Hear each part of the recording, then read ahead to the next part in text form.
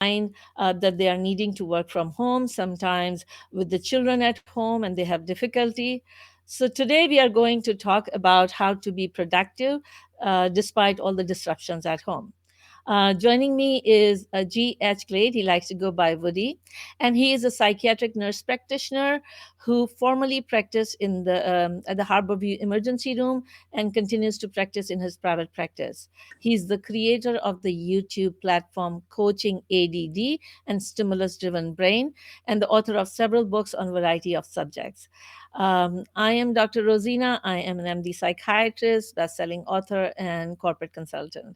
And so let's jump in right away. So, Goody, how are you? Good morning, Rosina. Thanks for having me. Appreciate being here. I appreciate too. So, my first question is, why is it important to focus on improving your environment and other factors to still be productive despite us needing to work from home? Well, for many people, it's the first time they've ever worked from home. If you're a tech person, you may have had some experience with this, but mostly it's new ground for a lot of people. And a first point is really creating a good workspace to be in. And there's some essential elements that, a lot of this came out of research at Battelle Institute, which is basically a think tank. And designing your workspace is a first step to being more effective. One of the things that they have found is that visual clutter activates the same neurology as physical pain. Hmm. And so, some techniques for really optimizing your workspace is shield yourself from visual clutter. If you have a messy bookcase, throw a piece of fabric over it. Oh. Also, the aspect is having everything within arm's reach. I'm talking to you from my home office. I have my fax and phone right beside me. I have everything I need in terms of paperwork within arm's reach. Makes it really easy to not have to get up and run somewhere else to get materials. Other aspects that make for an optimum workplace is having a window. That simple aspect really makes a lot of difference. When I worked in the emergency room at Harborview, it was windowless. We had no connection with the passage of time. And during the winter, we'd come in the dark and we'd go in the dark. And it really moved your sense of the passage of time a lot. You became really kind of disoriented as to just what time it was. We are a circadian driven creature, and having access to light really makes a big difference. The other aspect that I like is having a clock. In our practices, we see people and we see them for a set appointment time that starts and ends at a particular time. And having a clock lets us be aware of those time boundaries. And having within easy eye shot really makes a difference in terms of designing that workspace. The other aspect is have enough space. Uh, I have a big desk at my office, and believe me, I like to spread out on that. The same thing with my office at my office. Having enough space to work in is really important for sure. So, I have seen that it's sometimes harder to keep those boundaries, especially, um, if like, we are doing the video, so we are kind of getting dressed up to come in front of the screen. But many times, like, when I'm doing writing work, I feel like I don't want to be changing and I want to stay in pajamas and stuff. And I'm sure a lot of people who are trying to work from home may have that feeling too. So, Well, the problem is when we're at home and work, the boundary is really kind of squishy. And one of the things that I really advocate in people getting into a pattern of working from home is have set hours. It's easy to fall into the trap of working a lot more hours at home. And the cost of not setting those boundaries is you wind up not taking care of yourself. So I'm a big believer of a morning routine, just like if you were going into a workplace. I do my exercising, I shower, I get dressed, I drive in. That's my demarcation point. At the end of the day, I have a wrap up, I drive home. Those are natural demarcation points that you don't have when you're working from home. I suggest first and foremost, you dress for work. Now, it's empirically shown that we create this internal environment by changing into clothes appropriate to our work. If we come down in our fuzzy slippers and bathrobe, we don't create a mindset. It's an interesting thing with my clients who are students. It is empirically shown that they will do better on a test if they dress a little bit more upscale. And you can't knock science in that respect. And the same internal environment holds true for when we're working at home. The end of the day is another interesting point for putting in a demarcation point. I have one client who, at the end of the day, she takes a shower and she changes. And that gives her that set boundary in terms of working from home. You know, Oftentimes that boundary, because we somehow don't see working from home in the same light as going to the office, we take liberties with those boundaries. I advise people take a lunchtime. It's important to get up and have a break from work, just like you have if you were going into the office. Those are really helpful ways of setting some boundaries around work not bleeding too much into your life. It's going to a degree, but we those hard boundaries to set are the ones we ourselves set with ourselves. So, sometimes when I start working from home, I take this break, and then when I try to resume, it is hard. So, how can we get started if you're having trouble getting started? Well, getting started is a broad scale issue. Sometimes it's getting going in the morning, and time has a way of just sort of falling through our fingers. And there are two ways I like people to get started in the morning. And the first way is empirically shown to work. I've done this a number of times when I've had trouble getting the motivation to drag myself into my desk and work on writing projects or whatnot. And it's going to sound really paradoxical. I want you to sit and do nothing for 15 minutes. You don't get to have your phone, you don't get to check email or read or do anything, but sit and do nothing. And trust me, having done this a bunch of times, it really works. Now, the other aspect and strategy for getting started is start by doing a tangible, concrete task where you can show, hey, I've done and completed this. I may load the dishwasher or start to cycle laundry or vacuum or something, but I only do it for 10 or 15 minutes. And there's a given, it's somebody's law, and I forget who, that a task will expand to fill the amount of time you give it. If you've ever sold a house, you know this scenario. You get a call from the realtor, hey, I'm going to bring someone over in 20 minutes. So everyone rushes around and gets really efficient at making sure the house is straightened up and looks good and whatnot. That's why you limit that time to 10 or 15 minutes, because if you give it an indefinite amount of time, you're going to fill that time and you won't be as focused. So at the end of that 15 minutes, then you're ready to sit down and work, and you've created something tangible.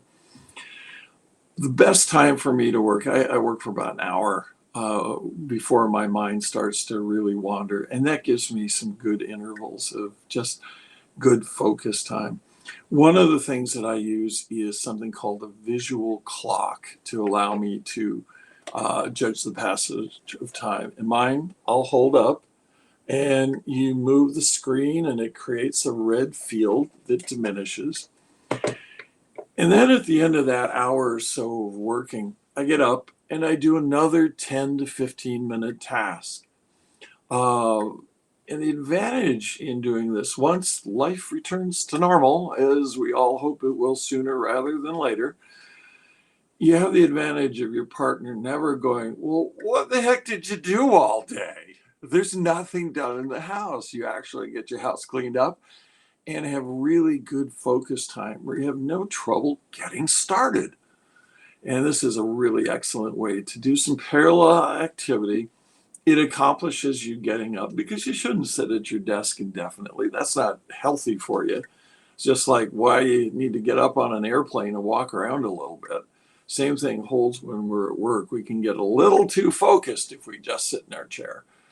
Oh. But these are some strategies that really help people get started. One issue that I've been seeing is when there's a couple and both of them are trying to work from home. How can, and especially if they have young children too, do you have some strategies for them? Yeah, we're all struggling here with schools being essentially out. And the reality is that children need to, have somebody sort of orchestrating their focus, their attention, what they do. And parents need to split their time. That allows one parent to have that time in hopefully another spot of the dwelling where they live to be able to close the door and work. Uh, we're going to socially distance, and I suspect it will increase. But get the kids out of the house if you can. Have them expend some energy, and then trade off. We have something called attentional residue, and this has been a widely researched subject. In fact, there's a research at the University of Washington Bothell Business School who's done a lot of work in this.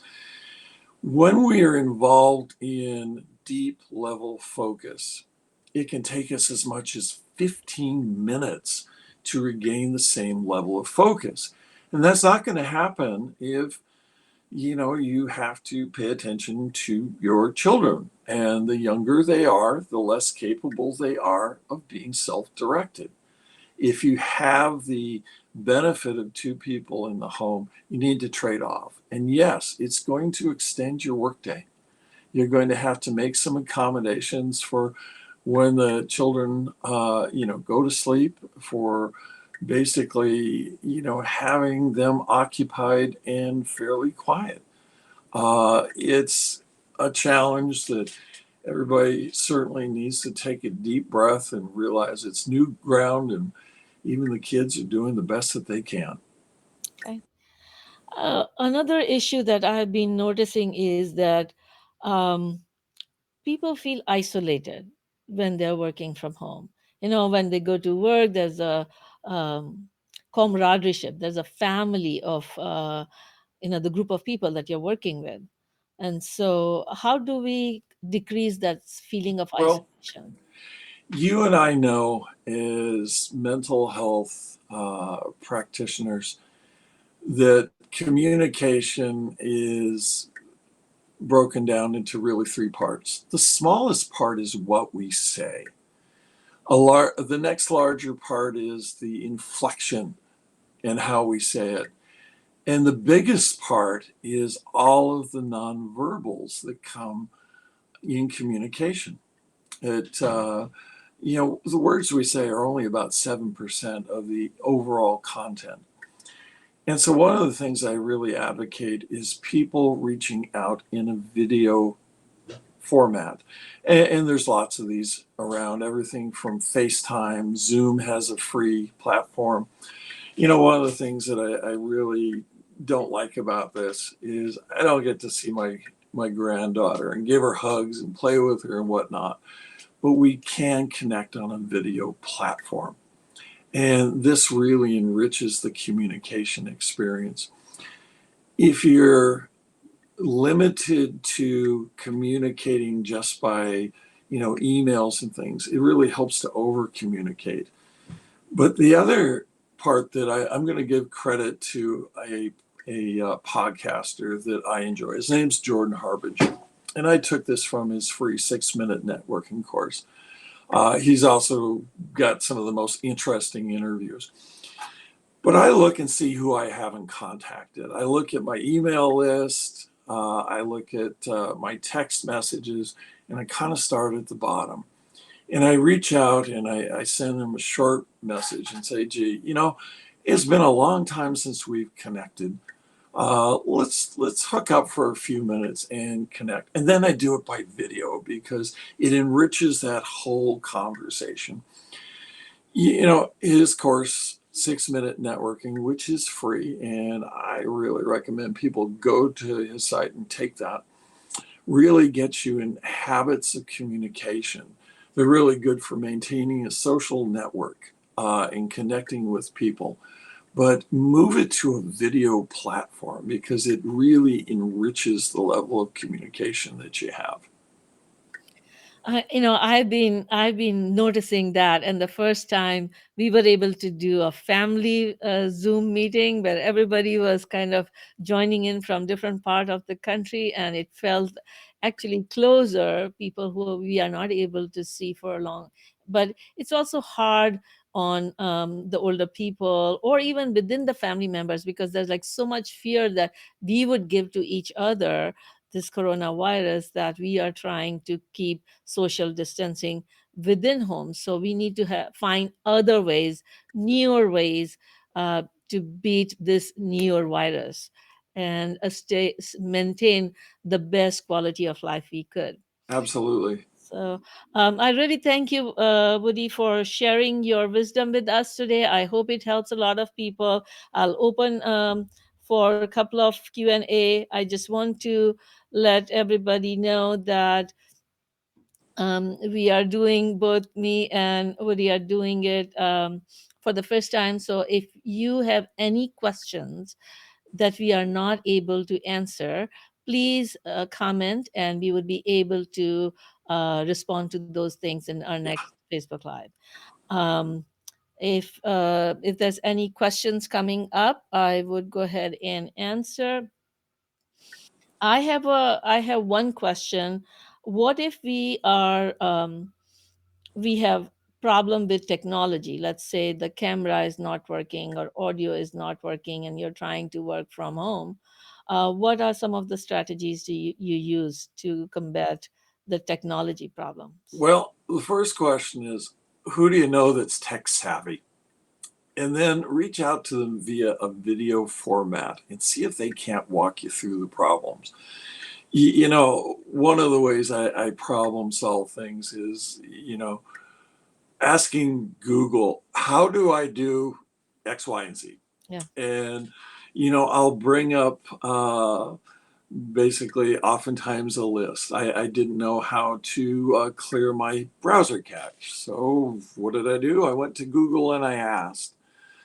I'm a believer that we can teach ourselves anything. It's the difference between education and learning. Education is, it's kind of about compliance, learning to do things. Yeah. But really, everything is at our fingertips right now. Yeah. Other And patient- this is an example. This is Rosina and my first time doing this. And we aren't extraordinary people in terms of our tech savvy. I mean, I'm an older guy and, it just, so for me, I'm not a tech native. Uh, but if we allow ourselves to realize that struggle may be part of it, we have sources we can ask and reach out to someone who's better at it than you are. yes, if we were able to pass the school, we'll get through this phase too. Oh, And so absolutely. this is not the first time. It may be the first time we in our lives have facing this level of difficulties going around, but we as humankind, we are very resilient people, and we have gone through many difficult times. We will get through it together. And Yes. so I want to thank everybody who attended and want to share some of the tools that you guys can access. If you want to see any of Woody's other videos, he goes by G.H. Glade, and his videos are on coaching, ADD, and stimulus driven brain Well, on it's actually and the stimulus driven the brain. stimulus sorry the No stimulus big. driven brain on YouTube. And if you'd like to get exercise and audio exercise relax on the go, I have that for download from drrosina.com. Thank you so much for joining. Please share your comments and let us know what other questions you'd like to address, so we could try to answer your questions in next session. Thank you and goodbye. Take care. Take care. Thank you, Woody, for joining. You bet. Thank you for having me.